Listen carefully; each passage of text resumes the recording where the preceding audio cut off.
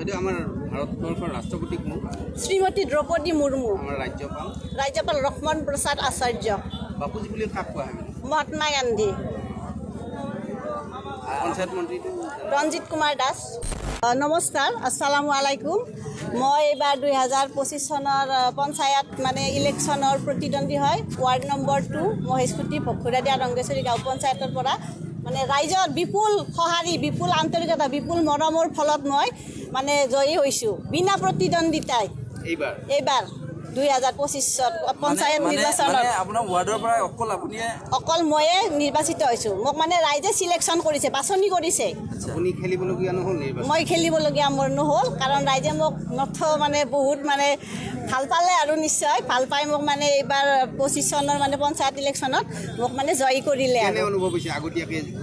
অনুভৱ মই সেইটো ভাষাৰে মই ক'ব নোৱাৰিম, কাৰণ এইটো মই কোনেও দিন কল্পনাই কৰা নাছিলোঁ যে মোক ৰাইজে ইমান ভাল পাব।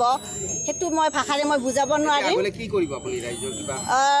আগলৈ মই যদি সুবিধা পাওঁ, মই মোৰ ফালৰ পৰা মই যথেষ্ট চেষ্টা কৰিম যাতে মোৰ গাঁওখন, মোৰ ৱাৰ্ডটো, মোৰ জিপিটো উন্নতি হয়, বহুত ডেভেলপ হয়, অসমৰ ভিতৰত যাতে জাকজমকতা হয়। আৰু মই বহুতখিনি চেষ্টা কৰিম যাতে সকলোৱে কয় যে ভখুৰা জিপিটো আচলতে বহুতখিনি উন্নত হৈছে, ভাল হৈছে। আপোনাৰ নামটো কি বুলি ক'লে? মোৰ নাম মিছেছ ৰুণা লাইলা।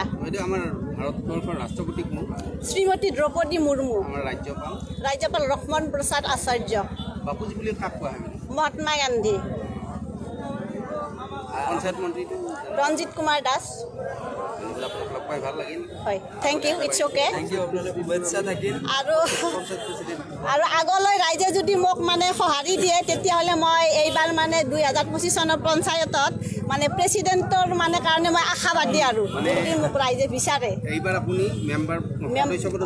জিকিলোঁ পঞ্চায়তৰ প্ৰেচিডেণ্ট হিচাপে, সভানেত্ৰী হিচাপে মই সকলোৰে দোৱা আশীৰ্বাদ বিচাৰোঁ, যাতে মোক সকলোৱে বিচাৰে আৰু সঁহাৰি দিয়ে। আৰু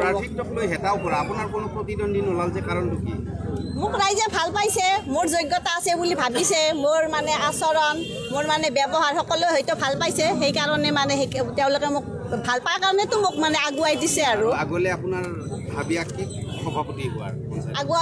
মোৰ হাবিয়াস হ'ল যে পঞ্চায়তত মই সভানেত্ৰী হোৱাৰ হাবিয়াস, যদি ৰাইজে বিচাৰে, সকলোৱে বিচাৰে, যদি মই আশাবাদী। আৰু